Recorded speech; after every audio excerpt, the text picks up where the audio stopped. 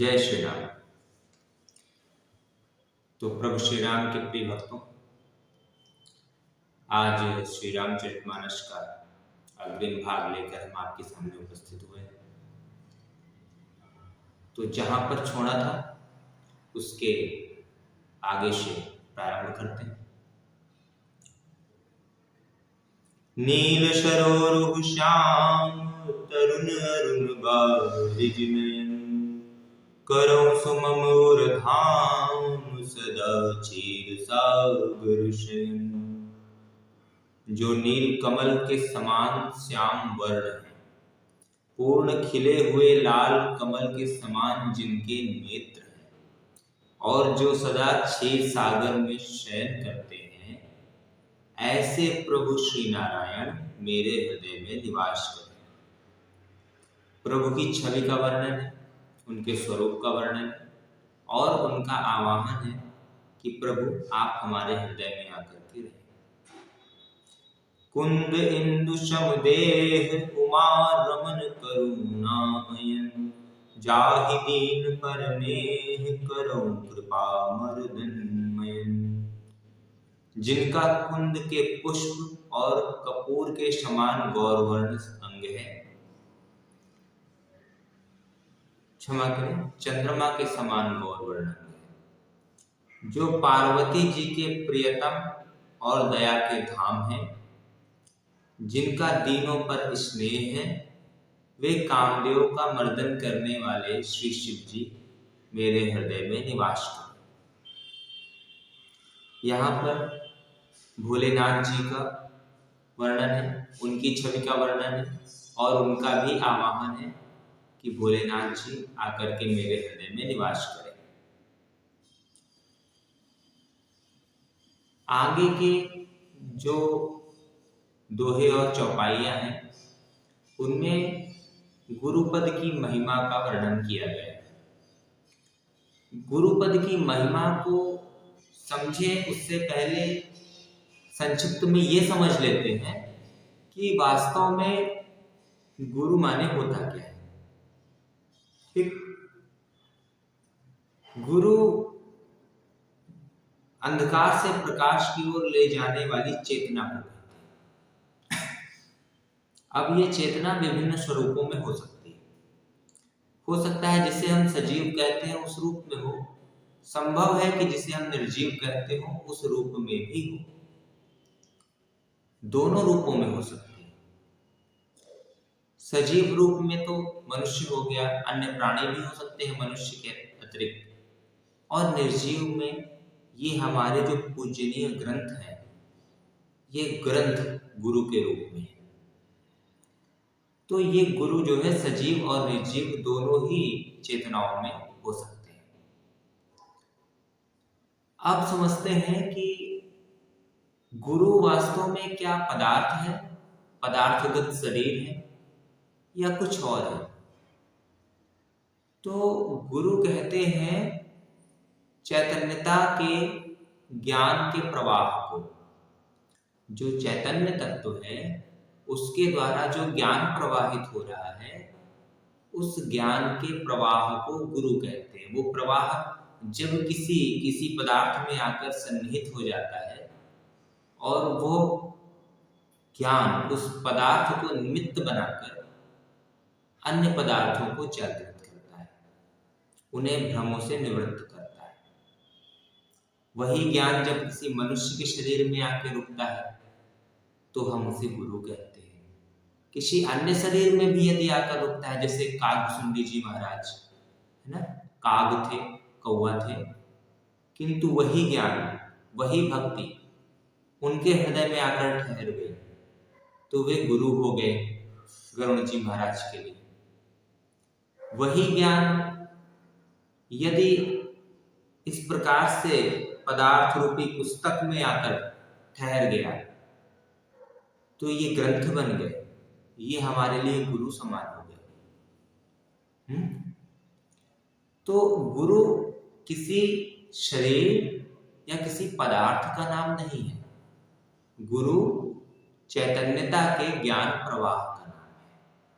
ठीक, अब जब गुरु चैतन्यता के ज्ञान प्रवाह को कहते हैं, प्रेम प्रवाह को कहते हैं, तो गुरु की जो महिमा है वो स्वाभाविक रूप से अनंत हो जाती है। स्वाभाविक रूप से अनंत हो जाती है क्योंकि चैतन्यता का नाम ही परमात्मा है। जो इस अखिल ब्रह्मांड में आपको चैतन्यता दिखती है वो परमात्मा ही है, और वो परमात्मा का ही प्रभाव है जो गुरु कहलाता है।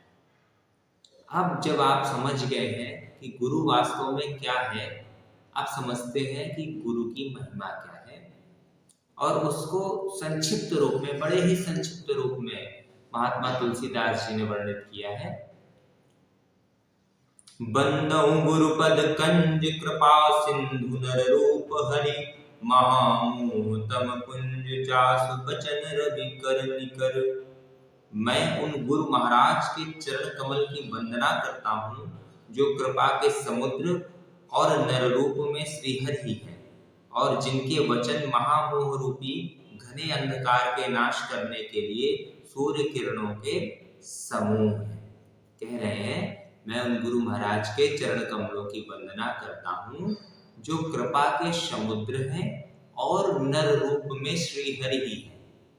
तो तुलसीदास जी महाराज के जो गुरु जी थे, श्री नरहरिदास जी, तो गुरु महाराज जी के वो चरणों में वंदना कर रहे हैं और उन्हें कह रहे हैं कि उनके चरण जो हैं कृपा के समुद्र हैं और वे स्वयं साक्षात श्री हरि के ही स्वरूप हैं। अच्छा, उनकी भक्ति किसी भी शिष्य की, केवल उनकी ही नहीं, किसी भी शिष्य की भक्ति इतनी ही अटल होनी चाहिए, तभी गुरु वचनों का जो अमृत है, उसका जो लाभ है वो जीवन में मिल सकता है, अन्यथा मिल ही नहीं सकता। उसका भी कारण है, यदि आपके श्री गुरु चरणों में इतनी भक्ति नहीं है, इतनी अटल अखंड निष्ठा नहीं है, इतना अनन्य प्रेम नहीं है, तो आप जीवन के प्रलोभनों से हट करके सत्य में, उनके वचनों में जो सत्य भरा हुआ है उसमें निष्ठा कैसे ला पाएंगे? ला ही नहीं पाएंगे। आकर्षण, माया के आकर्षण आपको खींच ले जाएंगे और सत्य में आप ठहर नहीं पाएंगे, या सत्य आप में ठहर नहीं पाएगा। इसलिए श्री गुरु चरणों में अनन्य प्रेम का होना अनिवार्य है, तभी शिष्य का कल्याण संभव है। इसमें गुरु को कुछ नहीं मिलता। ये एक भ्रांति अगर मन में हो तो इसे निकाल दीजिए कि गुरु को आपकी भक्ति की आवश्यकता है। नहीं, उनको इसकी कोई आवश्यकता नहीं है, इससे उनको कुछ लाभ भी नहीं होता है, कोई लाभ नहीं होता। इसमें शिष्य का ही लाभ सन्निहित है। शिष्य यदि गुरु के श्री चरणों का भक्त हुआ तो ही उनके उपदेशों को जीवन में धारण कर पाएगा, और जब तक उनके उपदेशों को धारण नहीं करेगा तब तक कल्याण संभव नहीं है, क्योंकि गुरु सदैव सत्य बोलते हैं, कल्याणार्थ ही बोलते हैं, कल्याणार्थ ही उपदेश देते हैं। वे अपने शिष्यों की कमियों को अच्छी तरह समझते हैं और उन्हें दूर करने के लिए ही जितना उचित होता है उतना ही बोलते हैं, और अगर उसे धारण नहीं किया तो किस प्रकार से कल्याण होगा? और धारण करने के लिए तो अखंड निष्ठा चाहिए, और वो अनन्य प्रेम से ही प्राप्त होगी। इसलिए श्री गुरु चरणों में इतना प्रेम शिष्य के लिए परम अनिवार्य है, परम अनिवार्य। इसीलिए तुलसीदास जी महाराज अपने गुरु जी के श्री चरणों की वंदना कर रहे हैं। बंदौ गुरुपद पदुम परागा, सुरुचि सुबास सरस अनुरागा, अमीय मूरि में चूरन चारु, शमन सकल भवरुज परिवारु। बंदौ गुरुपद पदुम परागा, श्री गुरु महाराज के श्री चरणों की जो रज है, जो धूल है, उसकी मैं वंदना करता हूँ। सुरुचि सुबास सरस अनुरागा, महाराज जी की, तुलसीदास महाराज जी की भक्ति देखिए कि उन्हें अपने श्री गुरु चरणों की जो रज है उससे उन्हें सुगंध आ रही है, उससे उन्हें अनन्य प्रेम हो रहा है, उससे वो पूरी तरह से उस प्रीति में डूबे जा रहे हैं और कह रहे हैं सुरुचि, सुंदर स्वाद से युक्त, सुवास, सुंदर सुगंध से युक्त, अनुराग, अनुराग से परिपूर्ण, ऐसी रज है हमारे गुरु महाराज की। ये कथन है तुलसीदास जी महाराज का। अमिय मोरि मैं चूरन चारु, समन सकल भव रुज परिवारु। अमिय मोरि मैं चूरन चारु, अमिय मतलब अमर बेल, अमर जड़ी, संजीवनी जड़ी, उसका चूर्ण है। गुरु महाराज की जो रजधूल है वो संजीवनी जड़ी बूटी का चूर्ण है। किस प्रकार की संजीवनी जड़ी बूटी? समन सकल भव रुज परिवार।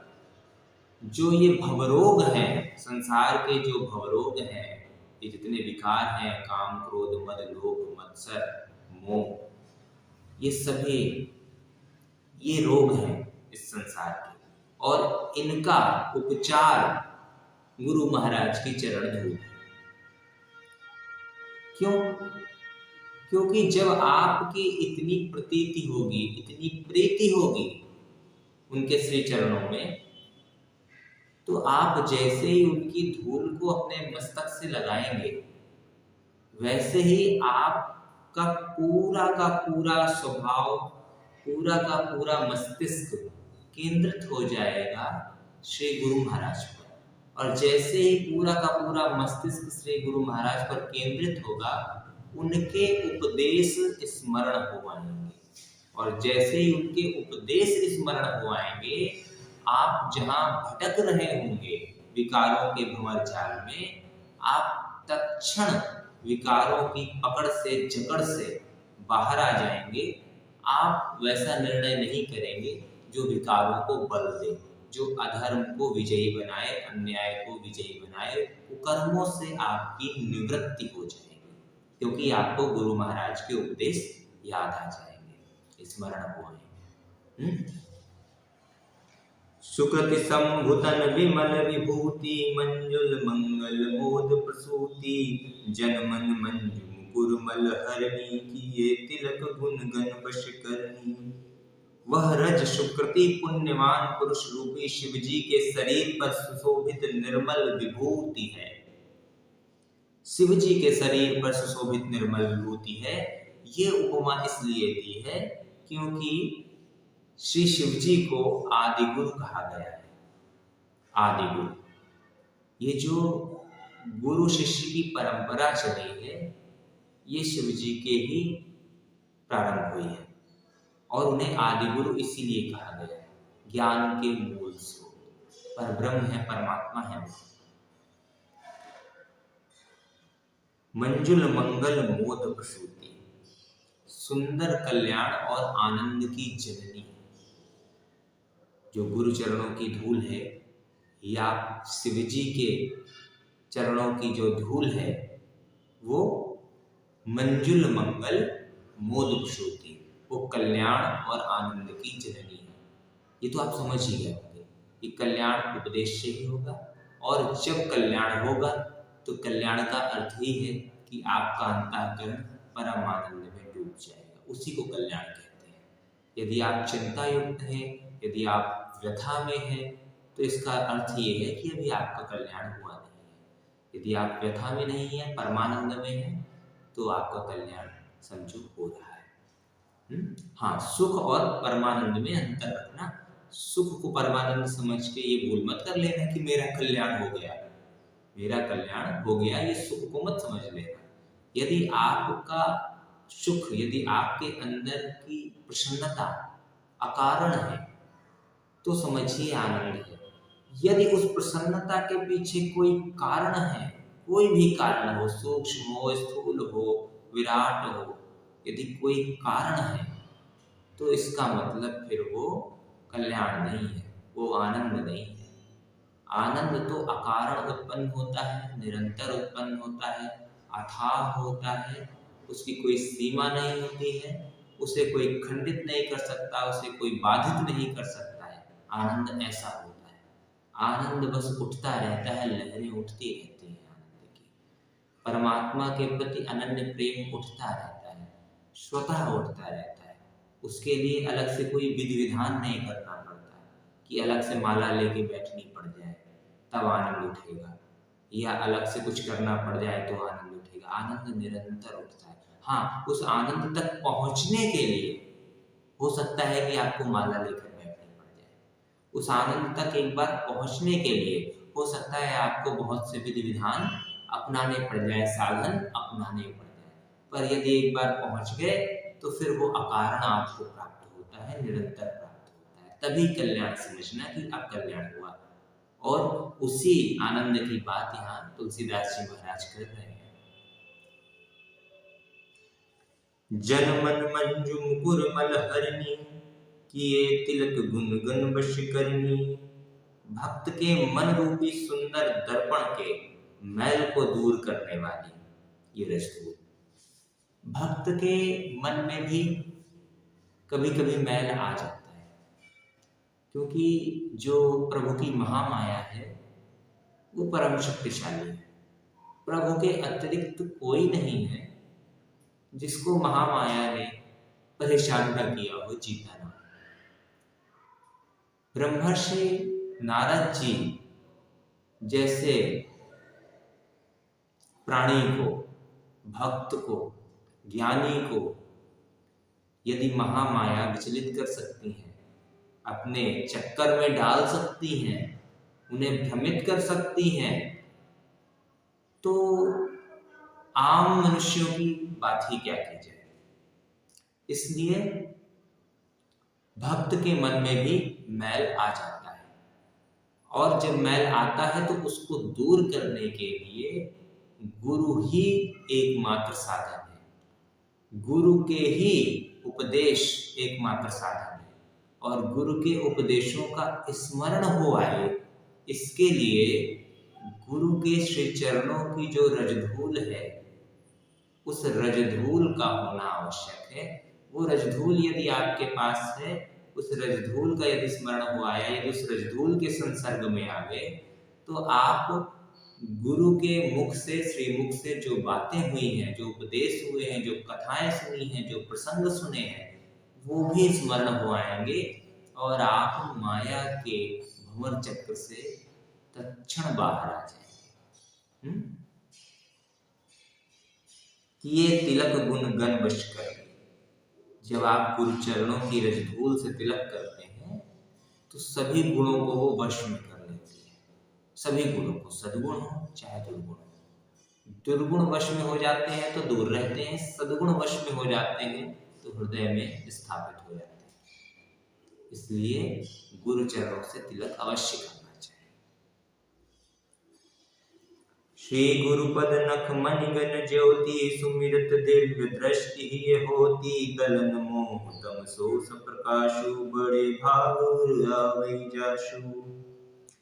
श्री गुरु महाराज के चरण नखों की ज्योति मणियों के प्रकाश के समान है, जिसके स्मरण करते ही हृदय में दिव्य दृष्टि उत्पन्न हो जाती है। देखो यहाँ पर जो गुरु महाराज के चरण नखों को मणियों के समान कहा गया है, इसका मतलब ये नहीं है कि वास्तव में उनके श्री चरणों से कोई प्रकाश निकल रहा है, ऐसा नहीं। इसका अर्थ ये है कि जब भी आप किसी दुविधा में होते हैं, जब भी आप किसी धर्म संकट में होते हैं, उस समय जब आप श्री गुरु चरणों का स्मरण करते हैं तो पुनः आपको आपके ही द्वारा श्रवण किए गए जो गुरु महाराज के वचन हैं वो स्मरण हो आते हैं, और उन्हीं वचनों के माध्यम से आपको आपके धर्म संकट का समाधान मिल जाता है। और इसी को तुलसीदास जी महाराज ने कहा है कि हृदय में दिव्य ज्योति प्रकट हो गई, दिव्य प्रकाश उत्पन्न हो गया, विवेक रूपी दिव्य प्रकाश उत्पन्न हो गया, और श्री गुरु महाराज के चरणों के स्मरण से।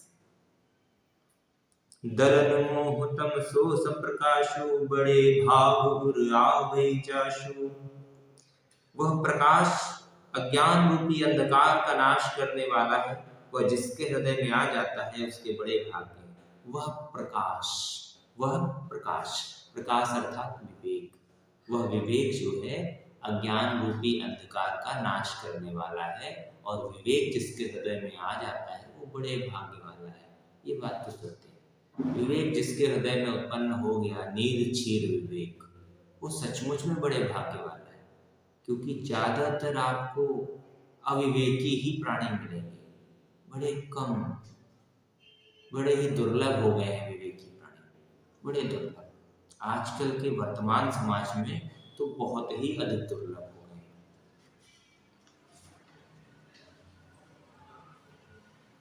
उग्रहि विमल विलोचन ही के, मिटहि दोष दुख भव रजनी के, सूझहि रामचरित मनि मानिक, गुपुत प्रगट जहाँ जो जेहि खानिक।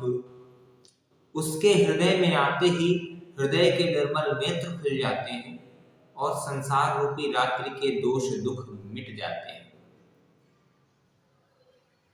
यहाँ पे रूपक का इस्तेमाल किया गया है, रूपक का प्रयोग किया गया है कि हृदय के निर्मल नेत्र खुल जाते हैं।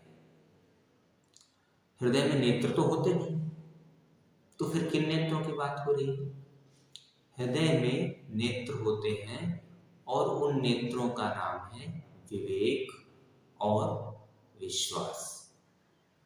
विवेक और विश्वास, ये नेत्र खुल जाते हैं। विवेक मायागत परिस्थितियों का, धर्म और अधर्म का, न्याय और अन्याय का, उचित और अनुचित का, इसका विवेक। और विश्वास प्रभु पर, अटल विश्वास, अनन्य विश्वास, अखंड विश्वास, प्रभु पर अखंड विश्वास, ये दो नेत्र हैं। तो जब श्री गुरु महाराज के चरणों का स्मरण होता है तो हृदय के ये दोनों निर्मल नेत्र खुल जाते हैं उनके उपदेशों के माध्यम से। और क्या होता है जब ये नेत्र खुल जाते हैं? संसार रूपी रात्रि के दोष दुख मिट जाते हैं। जैसे रात्रि होती है, रात्रि, और उसमें दुःस्वप्न आ जाए तो पीड़ा होती है, अंतःकरण को दुख पहुंचता है, पीड़ा होती है। और वो कब पीड़ा समाप्त होती है? जब आप निद्रा से जागृत में प्रवेश करते हैं, जब आप निद्रा से जाग जाते हैं, तब आपकी वो पीड़ा समाप्त होती है। ठीक उसी प्रकार जब आपकी आंखें खुल जाती हैं निद्रा से, तब आपकी वो रात्रि की पीड़ा समाप्त होती है। ठीक उसी प्रकार ये संसार रूपी जो रात्रि है, ये संसार रूपी जो रात्रि है, इसमें होने वाली घटनाएं, घटित होने वाली घटनाएं दुःस्वप्नों की भांति, बड़े बड़े कठिन कठिन दुःस्वप्न। और वो कठिन कठिन दुःस्वप्न तभी उनके दुख दूर होते हैं, उन दुःस्वप्नों के, जब हृदय में वो निर्मल नेत्र खुल जाते हैं, विवेक और विश्वास के निर्मल नेत्र। ये जब खुल जाते हैं तभी संसार रूपी रात्रि के दुःस्वप्नों के दुख और पीड़ा समाप्त होती है। सूझहि रामचरित मनि मानिक, गुपुत प्रगट जहाँ जो जेहि खानिक। और जब नेत्र खुल जाते हैं तो प्रभु श्री राम के जीवन चरित्र के जो मणि हैं, जो अनगिनत मणियां हैं, वो सूझने लगते हैं। सूझने का अर्थ समझ में आने लगते हैं, उनके भेद खुलने लगते हैं, उनके अर्थ खुलने लगते हैं। अभी जो श्री रामचरित एक सामान्य कथा लगती है, सामान्य कहानी लगती है, उसके जो गंभीर अर्थ हैं, एक एक प्रसंग के जो गंभीर अर्थ हैं, वो गंभीर अर्थ खुलने लगते हैं और समझ में आने लगता है कि वास्तव में प्रभु श्री राम क्या है, उन्होंने ऐसा जीवन क्यों जिया, उन्होंने ऐसी लीलाएं क्यों की, और उनकी एक एक लीला का वास्तव में क्या अर्थ था, ये सब समझ में आने लगता है। गुपुत प्रगट जहाँ जे खानिक, जो भी ज्ञान की खान, प्रेम की खान, जो जहाँ पे भी गुप्त रूप से पड़ी हुई है प्रभु श्री राम जी के जीवन चरित्र में, वो प्रकट होने लगती है, उसके दर्शन होने लगते हैं, उससे लाभान्वित होने लगते हैं।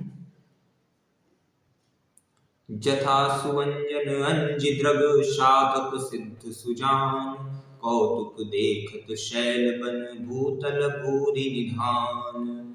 जैसे सिद्धांजन को नेत्रों में लगाकर साधक सिद्ध और सुजान पर्वतों, वनों और पृथ्वी के अंदर कौतुक से ही बहुत सी खाने देखते हैं।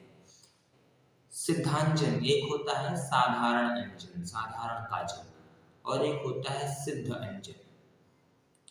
तो जिस प्रकार सिद्धांजन को लगा करके, एक प्रकार से सिद्धांजन को कह लो दिव्य दृष्टि, वो जो प्रभु श्री कृष्ण जी ने अर्जुन जी को देखी अपना स्वरूप दिखाने के लिए, अपना विराट स्वरूप दिखाने के लिए, अपना ऐसा स्वरूप दिखाने के लिए जो किसी ने देखा ही नहीं था, जो यूं ही नहीं दिखता है।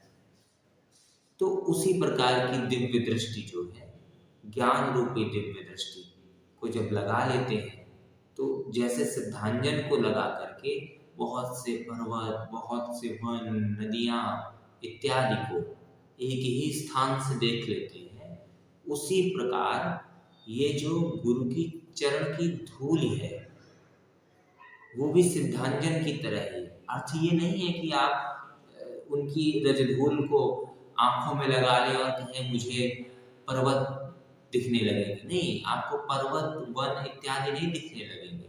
अर्थ इसका ये है, भावार्थ इसका ये है कि अगर आप गुरुदेव को समर्पित रहेंगे, उनके श्री चरणों में समर्पित रहेंगे, तो आप प्रकृतिस्थ भी हो जाएंगे, आत्मस्थ भी हो जाएंगे, दोनों एक साथ हो जाएंगे।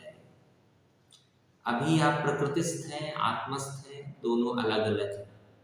आप एक साथ प्रकृतिस्थ, एक ही क्षण में प्रकृतिस्थ भी होंगे, आत्मस्थ भी होंगे, ब्रह्मस्थ भी होंगे।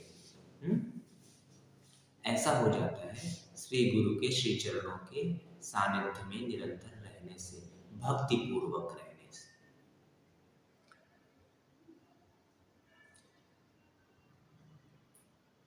गुरुपद रज मृदु मंजुल अंजन नयन अमीय द्रग दोष विभंजन तेहि करि विमल विवेक विलोचन बरनउँ रामचरित भव मोचन।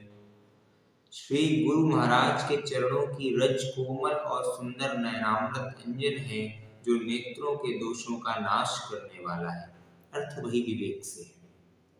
उस अंजन से विवेक रूपी नेत्रों को निर्मल करके मैं संसार रूपी बंधन से छुड़ाने वाले श्री रामचरित्र का वर्णन करता हूँ। देखो, उन्होंने स्पष्ट कह भी दिया कि उस अंजन से अर्थात गुरु चरणों से मैं विवेक रूपी नेत्रों को निर्मल करके श्री राम कथा के जीवन चरित्र के रूप में उनका मैं वर्णन करता हूँ।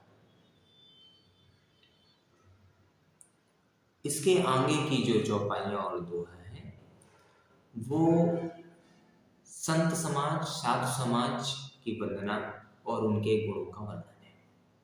यहाँ तक गुरु महाराज के प्रभाव और उनके गुणों का वर्णन था। तो अगले भाग में, अगले वीडियो में मिलेंगे और तब समझेंगे कि संतों का चरित्र क्या है, संतों का प्रभाव क्या है, संत क्यों पूजनीय होते हैं, आखिर क्या कारण है कि बड़े बड़े राजा महाराजा भी संतों के चरणों में सिर नवाते हैं। आखिर उसके पीछे की मूल जो वजह है वो समझेंगे।